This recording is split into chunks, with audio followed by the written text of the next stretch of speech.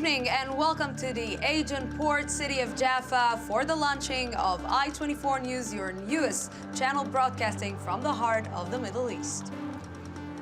Bonsoir et bienvenue ici au cœur de la vieille ville de Jaffa pour le lancement d'I24 News, votre nouvelle chaîne d'information qui émet depuis le Moyen-Orient. مساء الخير ومرحبا بكم في المرفأ القديم في مدينة يافا مقر انطلاقة قناة I24 نيوز محطتكم الجديدة من قلب الشرق الأوسط.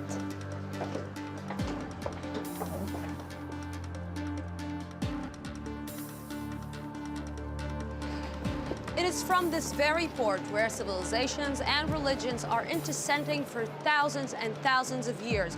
We are going to give you balanced and independent information. C'est depuis ce port, carrefour des civilisations et des religions, que nous avons décidé de vous fournir une information neutre, indépendante et de donner la parole à toutes les sensibilités. هذا هو المنفذ الذي تلتقي فيه الأديان والحضارات منذ آلاف السنين، لهذا قررنا تزويدكم بالمعلومات المستقلة والمتوازنة.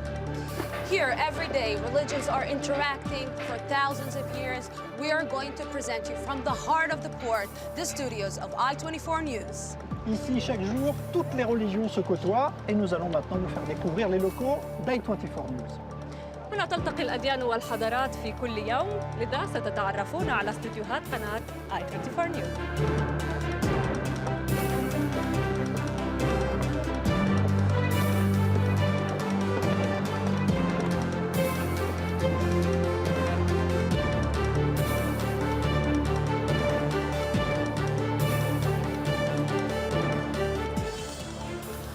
Right now, behind the scenes of the I24 News studios, we're working here, 250 people here and around the world, 150 journalists try to bring you every day the buzz of information. Right now, in a moment, we will get to the newsroom to take a look inside. Nous sommes maintenant dans les coulisses d'I24 News. 250 personnes travaillent ici et partout dans le monde pour vous informer. 150 journalistes en 3 langues différentes réunis dans une seule et même newsroom. Newsroom que nous allons vous faire visiter dans un instant. نحن الآن متواجدون وراء كواليس I24 نيوز. هنا يوجد 250 شخصاً يعملون لإحاطتكم ب3 لغات مختلفة و150 إعلامياً سيجعلونكم تعيشون على إيقاع المعلومات من غرفة أخبار واحدة. لنشاهد الاستديوهات.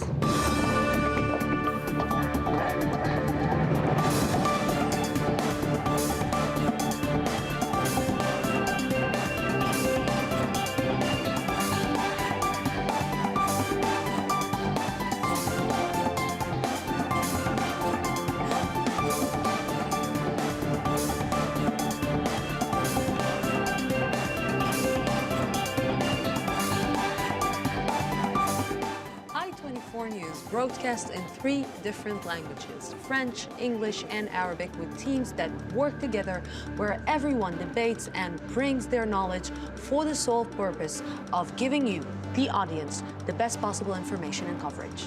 Vous l'avez compris, I24 News, c'est une chaîne en 3 versions, française, anglaise et arabe, dans une seule et même rédaction, où chacun apporte sa sensibilité et sa manière de traiter l'info. قناة I24 نيوز تبث ب3 لغات، الفرنسية، الإنجليزية والعربية، مع طواقم تعمل سوياً. هنا الجميع يناقش ويخصص معرفته لهدف واحد، وهو نقل أهم المعلومات والتغطيات. It is now time for us to introduce you to the first edition of the channel, and we leave you with the president of I24 News, Franck Maloun. Il est maintenant temps pour nous d'aller nous installer en studio pour vous présenter la toute première édition de la chaîne. La parole tout de suite au président d'I24 News, Franck Meloul. الآن نترككم مع الانطلاقة الأولى لقناة I24 نيوز ورئيسها فرانك ميلور.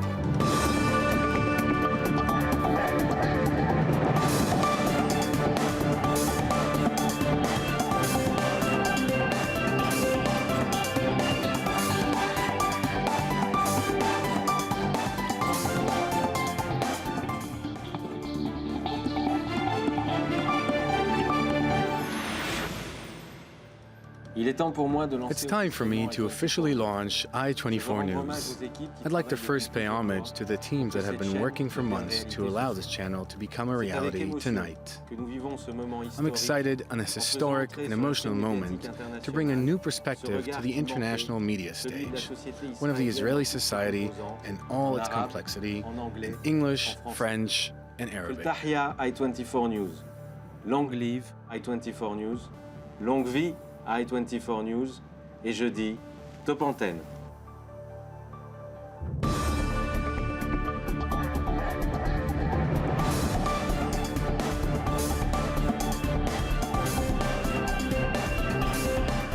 Good evening. This is the I24 News Evening Edition, First Edition. I'm Lucia Arish, and these are the headlines.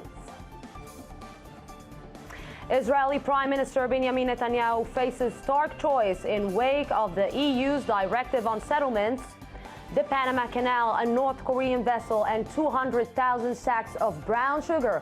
Where do the weapons fit in? And meet the man who, in a small basement in Tel Aviv, brings Holocaust-era violence back to life.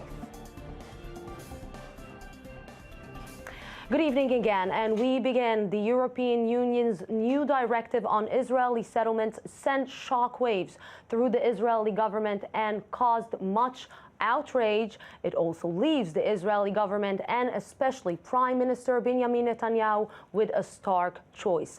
I24 News diplomatic correspondent Tal Shalev explains. The day after the European Union bombshell, Israeli Prime Minister Benjamin Netanyahu is hoping to delay the formal publication of the new guidelines on the settlements, which are due to be published on Friday. It's not a question of... Netanyahu will try to explain to EU leaders that their move will make it harder to return the Palestinians to the negotiation table and will also amplify the voices in Israel who oppose the latest U.S. efforts to revive the peace process. We will not accept any foreign dictates about our borders. This matter will only be determined through direct negotiations between the two sides. The EU's new directive is an attempt to pressure the Israeli government, following seemingly endless frustration over Israel's apparent contradictory policies. Netanyahu, on the one hand, voices support for the two-state solution. On the other hand, his government continues to build in settlements. Just today, Israeli planning officials approved construction of hundreds of new homes in the West Bank. Netanyahu's coalition is split on the issue of settlements and peace, and this was clear by the way various ministers reacted to the EU directive. The right wing slammed the decision and are pushing for a counterattack against Europe. The other side of the coalition sees the EU move as a wake-up call for Israel to resume negotiations with the Palestinians before its isolation is complete. Netanyahu will choose to stand by the settlements. He doesn't want to pay in advance of something which is unclear. Why should he abandon his political camp for some kind of opening of negotiation or some kind of a good look by the European? I don't think he will do that. Netanyahu now has to decide on the future direction of his government. Will Israel choose peace or settlement? The EU directive has made it clear it cannot choose both. And joining me right now here in the studio is Tal Shalev, our diplomatic correspondent. Tal, good evening. Good evening, Lucy. So is the new EU directive is a diplomatic earthquake? Can we say that? Well, it definitely sparked a diplomatic firestorm and an unprecedented strain on the Israel and Europe relations. The harsh responses from the Israeli side continued today, all day, together with people trying to analyze the document, this new EU document, and trying to understand what exactly it says. We've obtained a copy of the document, and it's important to explain that the new regulations only apply to the institutions of the European Union itself. They do not institutions of European Union itself. Grants coming from institutions of the European Union itself. It does not formally bind all 28 EU member states, but it does serve as a policy recommendation. Okay. So it can set a way of thinking that could be, as people have been warning, a slippery slope for Israel, and has a very symbolic meaning. Another thing that we should know, even though the formal publication is on Friday, the framework, this framework for the EU, it's actually a framework for financing between 2014 to 2020.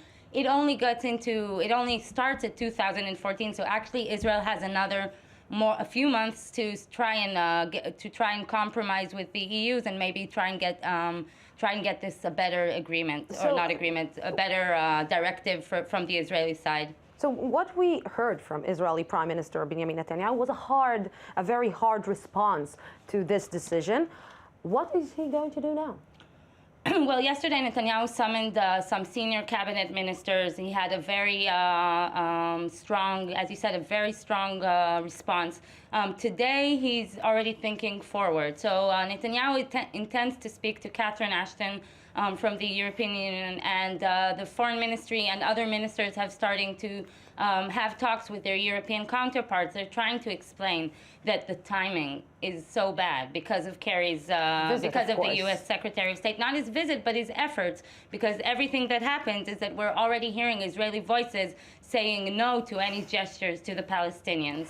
So I believe that we will keep on talking about this issue in the next few days. Tal Shalev, thank you very much. You're welcome.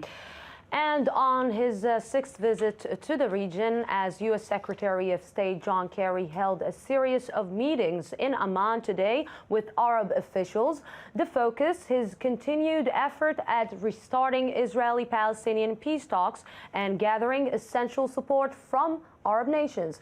Kerry met with Palestinian President Mahmoud Abbas for 5 hours in Amman yesterday. In the background of talks, of course, has been Syria's ongoing civil war and the growing political divide in Egypt. And right now with me, I-24 News correspondent Mohammed Najib joins us now live from Ramallah. Mohammed, marhaba. Marhaba. So we understand it was a good meeting with the Arab League, and they basically support John Kerry. Yes, John Kerry has met this afternoon with Nabil Al-Arabi, the head of the Arab League, and they insisted that if Israel agreed to the Arab peace initiative, then they should recognize the security of Israel, and this will be backing and support for President Abbas to go back to the negotiations with Israel. So do you think that we heard that Kerry maybe will announce new negotiations before he's flying back on Friday? Yes, U.S. sources as well as Palestinian sources told me that Kerry is determined to come to Jerusalem and to meet with the President Abbas in Ramallah on a Friday, and to announce the resumptions of the Palestinian-Israeli talks before his departure to the United States. And like we said, basically Arab League have been backing up Kerry for these new talks. Yes, he went to Amman and met with Nabil Al-Arabi and with other foreign ministers, and asked them to support Abbas, to encourage him to go back to the negotiations, and to also at the same time to convince Israel, if it is agreed to a peace agreement, then it will have peace with 22 Arab countries, which could be an encouraging reason. In your opinion, how optimistic should we be? I see that the atmosphere this time is more optimistic, because Abbas is expected to return this evening to Ramallah. He will call for a meeting for Fatah Central Committee. Tomorrow he is going to meet with PLO Executive Committee and the leaders of the Palestinian factions to tell them about Kerry initiative and to consult with them. This never happened unless if there is something important, as when Abbas has decided to go to the United Nations in 29 November 2012. So this is a good sign that there is progress and there is an infiltration, there is something worthy. Mohammed Najib from our correspondent, I-24 News correspondent from Ramallah, thank you very much for this, and we hope to be optimistic, of course. And now to Egypt, where a new interim government has been sworn in, with Army General Abdel Fattah al-Sisi, who led the ousting of Mohamed Morsi, named Deputy Prime Minister and Defense Minister. The army says it's fulfilling the demands of the people, while thousands of protesters march through Cairo against the new cabinet. I-24 News correspondent Danny Swibel tells us more about the chaos still gripping the largest and most powerful Arab country. The new government has no portfolios occupied by any figures from the Islamist parties. A spokesman for the Muslim Brotherhood said it will not take part and called the interim government illegitimate. The swearing-in ceremony of General El-Sisi was shown live on state television, further antagonizing pro-Morsi protesters. El-Sisi became the deputy prime minister as well as defense minister, further intensifying opponents' view that the July 3rd removal of Morsi was in fact a military coup. The previous days had seen renewed violence between those in the Morsi camp and the Egyptian police. 7 were killed, 261 injured, and over 400 arrested. The clashes came as senior U.S. envoy William Burns visited Egypt, saying it had been given a second chance at democracy. Burns also stressed the need to end violence and move towards a democratically elected government. But despite his pleas, Burns was snubbed by the rival groups, including Morsi's Muslim Brotherhood, who believe America supported the military move, which saw the president deposed. The interim government, led by Adli Mansour, has announced a plan to amend the Constitution and set a timetable for new elections. But Morsi supporters do not seem convinced as they continue their drive to reverse this new military-inspired revolution. And joining us now on the phone from Cairo is Hiba Abu Saif. Hiba, marhaba. Hiba? Hi, marhaba. Hello. Yes, so you hear me? Yes. Okay, so Hiba, you're right now in Cairo. Can you tell us what is happening right now in the streets of Cairo?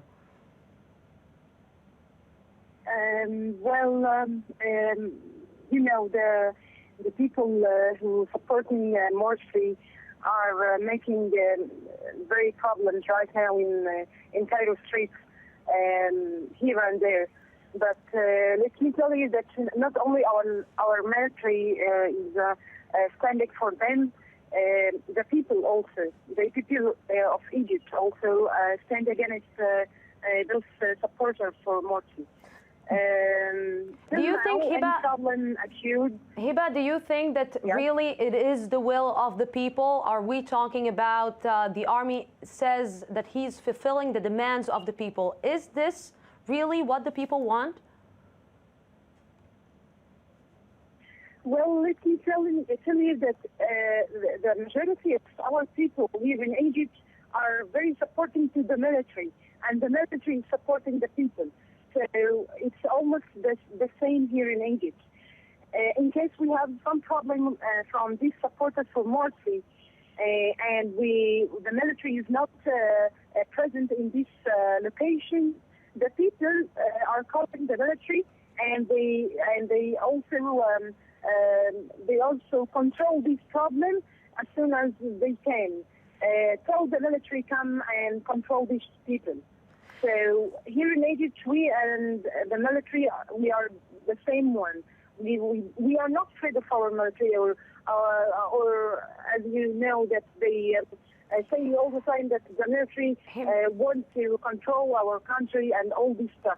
This is not true at all. Hiba Abu Saif, thank you very much for this phone call, for this conversation with us. And we continue with Panamanian officials thought they were detaining a ship carrying illegal drugs. Instead, they uncovered hundreds of thousands of tons of undeclared Cuban weaponry headed to North Korea. I-24 News correspondent Danny Swibel takes us through this major sea bust. The vessel, called Chung Chon Gang, left Russia's Far East and traveled across the Pacific Ocean before entering the Panama Canal. UN sanctions banned most supplies of military equipment to Pyongyang, so it was alleged that Cuba was its stated destination. The ship's suspicious actions, such as disappearing off the radar, led Panamanian officials to board it. They expected to find illicit drugs there.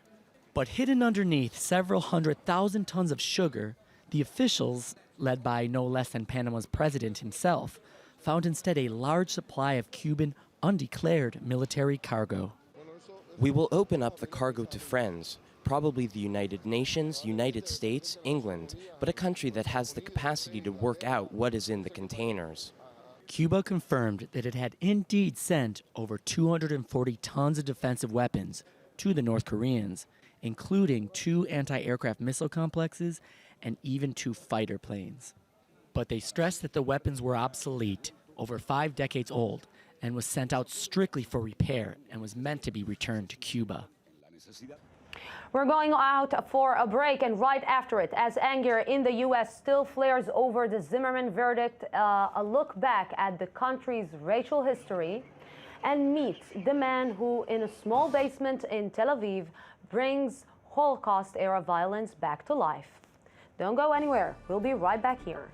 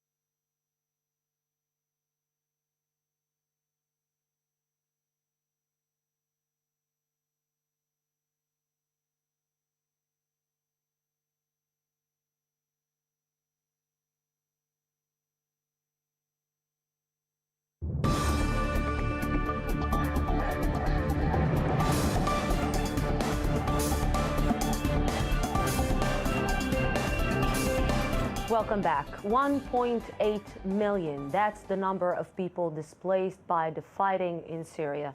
According to Antonio Gutierrez, UN High Commissioner for Refugees, this is the biggest refugee crisis in 18 years since the Rwandan genocide. More in this following story. The holy month of Ramadan represents tradition and family gathering for millions of people around the world. But this year, many are celebrating far from home and away from family. These are the Syrian refugees, a largely neglected outcome of the country's ongoing civil war.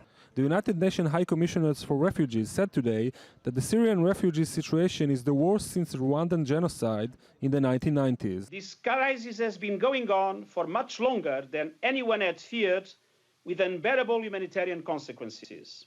The people of Syria continue to suffer tremendously, a suffering that is now further aggravated by the hot summer temperatures and particularly distressing during these holy months of Ramadan. More than 1.8 million refugees are located in Lebanon, Turkey, Jordan, and other countries in the world. Every day, around 6,000 people are added to that number.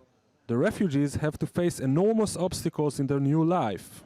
Overcrowding in camps and lack of food and medicine are just some of the problems.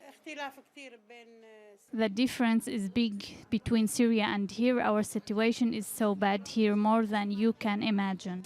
Excuse me, but is this a dinner for a fasting person? Believe me, I have got spots on my face from sadness. I swear we are sleeping and waking up with no proper nutrition.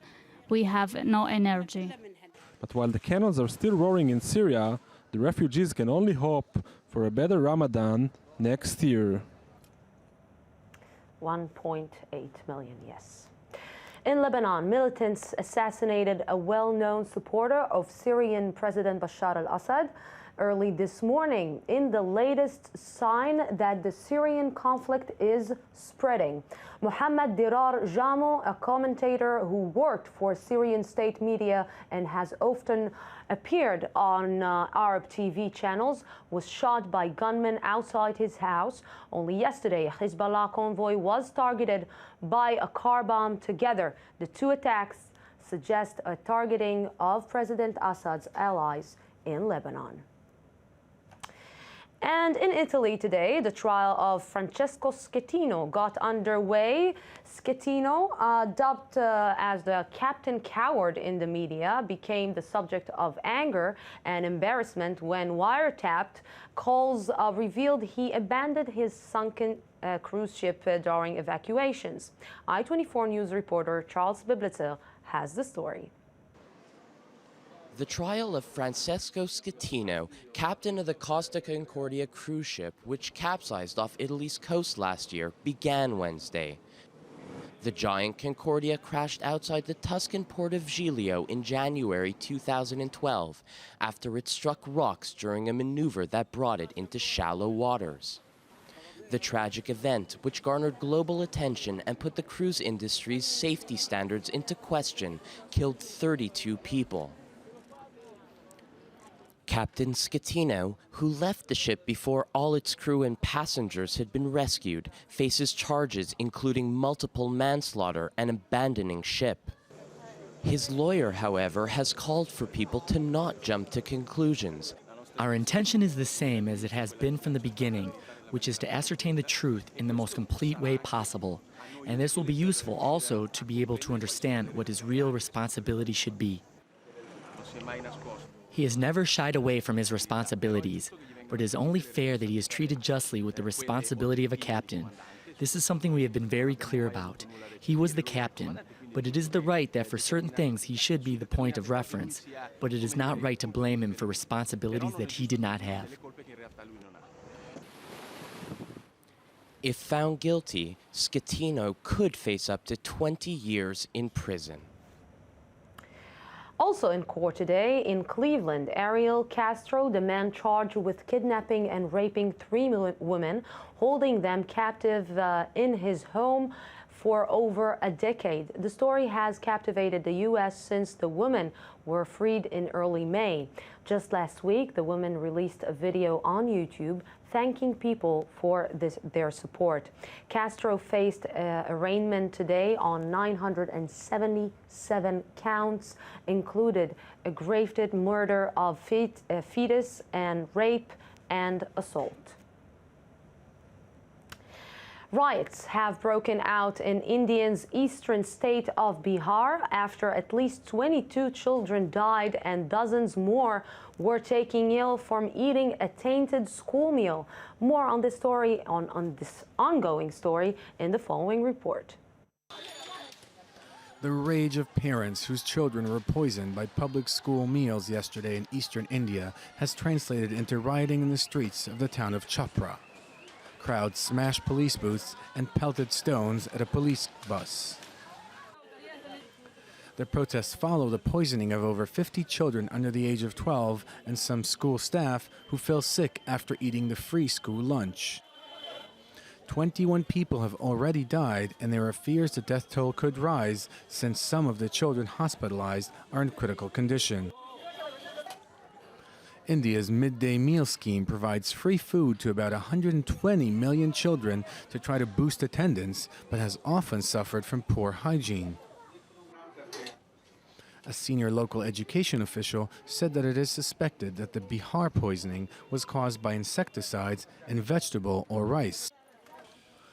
A probe into the case has been launched, and a compensation of 200,000 rupees, or about $3,400 US, has already been offered to the families of each of the victims. And going back to the U.S., George Zimmerman's acquittal continues to raise hard questions about race and the American justice system. But the debate between black and white in the U.S. has a long history of clashes, protests and bloodshed. I-24 News reporter Uri Shapira looks into the heart of one of America's biggest conflicts. LA streets have seen better days. They've also seen much worse. Our short memories sometimes mislead us to believe that the current tension between blacks and whites began when George Zimmerman walked out of court a free man. The truth is that the roots of this conflict go back to the 19th century and perhaps even beyond. The American Civil War in 1865 led to the end of slavery, but out of the new situation, a different battle began. In 1865, 6 Civil War veterans from Tennessee formed a notorious far-right organization, the Ku Klux Klan, that target African Americans, sometimes even lynching them. In 1954, Rosa Parks, a black woman from Montgomery, refused to sit in the back of the bus, despite city laws, and opened the gate for the black civil rights movement. 12 years later, clashes were sparked in the same town after a rally led by one of the biggest icons of civil rights movement, Dr. Martin Luther King. But I want you to know tonight that we as a people will get to the promised land. One protester died in that rally and pushed the country into a new era. Some of the worst rioting in American history took place in Los Angeles, the infamous Watts riots. African Americans who opposed racial segregation started a riot that got out of hand and caused the death of 35 people. For many, the tail end of the 60s symbolized the end of innocence in the US. Riots spread to New York, Chicago, and Detroit. The assassination of Dr. Martin Luther King in 1968 was another landmark that brought attention to new heights. The following decades were considerably calmer until 1992, when the anger returned to Los Angeles. A young black man named Rodney King, who was brutally beaten by police, broke the delicate balance between authorities and citizens, who felt betrayed once again after the offender was acquitted in court. Can we all get along? Can we get along? 21 years later, Americans are still furious over racial discrimination and injustice. And when history repeats itself, America can only look back in anger. Look back and learn, look back and study. History repeats itself, yes. And now we have exclusive video from the manufacturing line of aeronautics of one of Israel's unmanned aerial vehicle suppliers just outside of Tel Aviv. Most of these UAV operations are kept in the dark, but it's a known fact that the Israeli UAV industry is the biggest exporter in the world, both for military and civilian uses. And of course, we will have more from this behind the scenes. Lately, in the last 10 years, I think it is becoming also a common in the other forces, like in Afghanistan and in Iraq, which is true, but yet the intensive and the longest period of operating and the experience that we have accumulated in the last 25 years, there is no one in the world who has the same experience as we have. So we're sorry about that. We will have more from behind the scenes of the Israeli UAV industry tomorrow at 9:40 p.m. in the Defense Weekly magazine here at I-24 News. And for over 23 years, Rabbi Abraham Skorka and Cardinal George Mario Bergoglio of Buenos Aires have been best friends. The friendship continued when Bergoglio became Pope Francis. Journalist Enrique Zimmerman recently spent a few days at the Vatican and got a unique look inside this special friendship. It was not easy to cross the Swiss Guard checkpoints. However, finally we managed to get in to the new home of the Pope. Suddenly, the doors opened.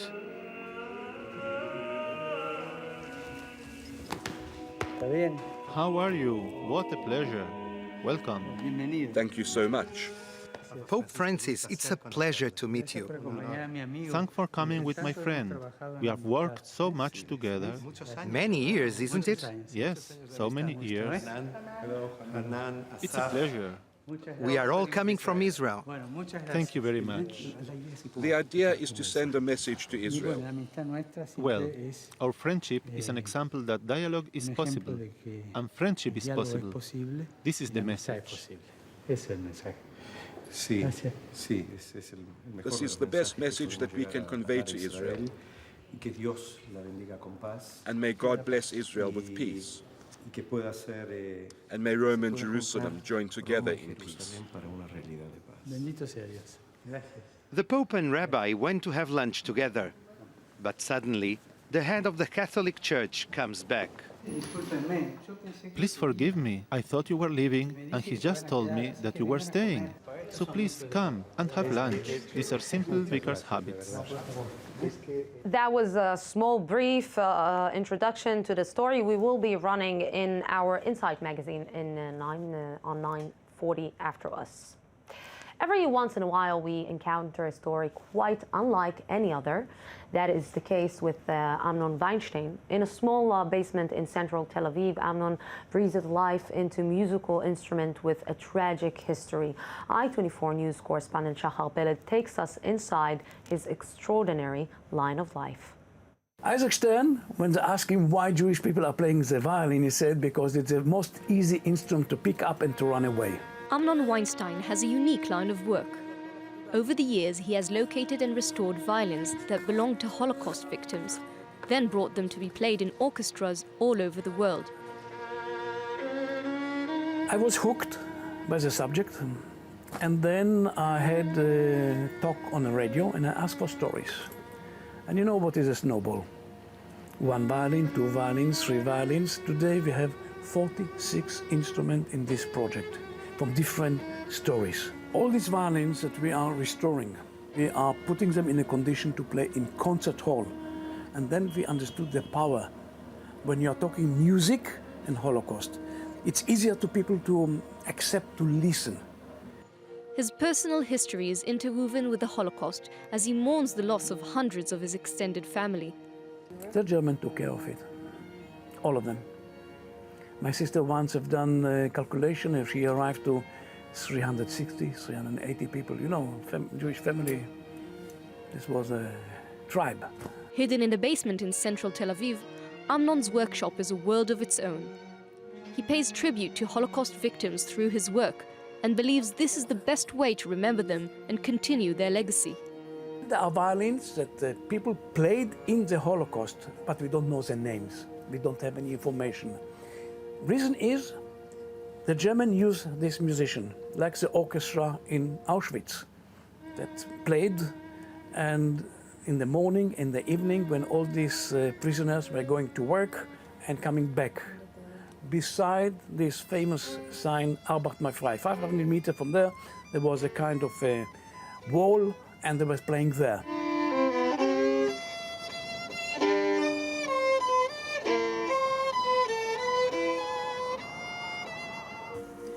This is a violin that is coming from the Auschwitz Orchestra.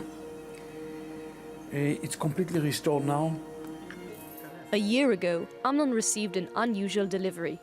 As he opened the old violin sent to him from the United States, he couldn't believe his eyes. This was an amateur, because this is a very simple violin, very low quality.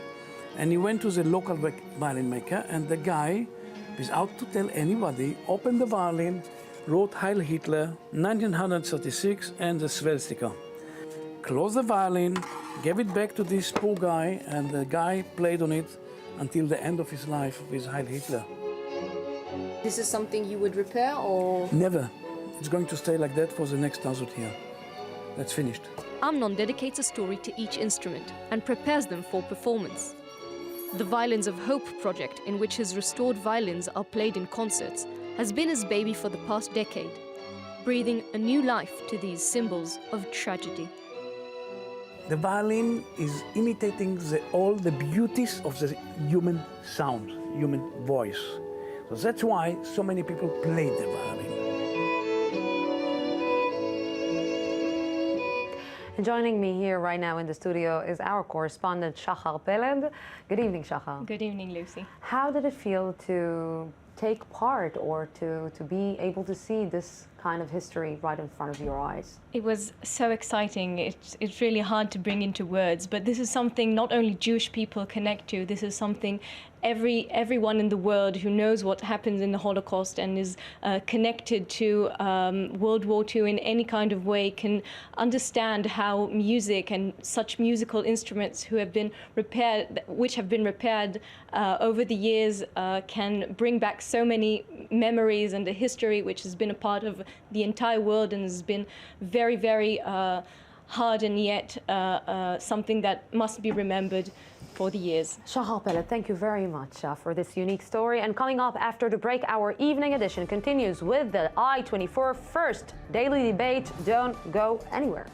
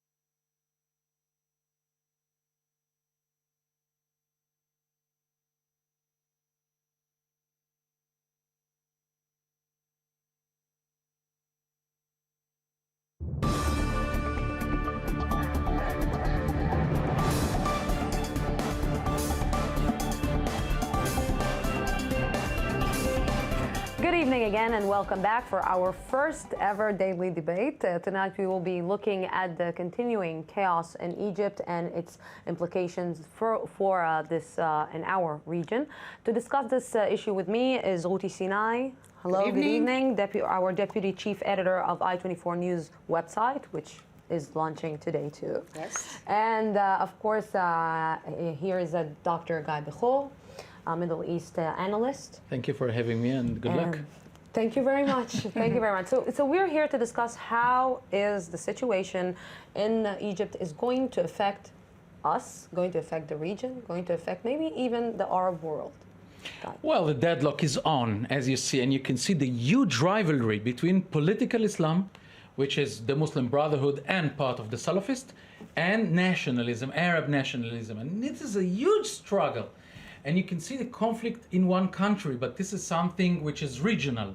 Now, after the coup and the new government in Egypt, which is a government controlled by the army, they exclude the Muslim Brotherhood, they exclude Tamarrud, which is the youth that exercised these riots, the beginning of the second revolution.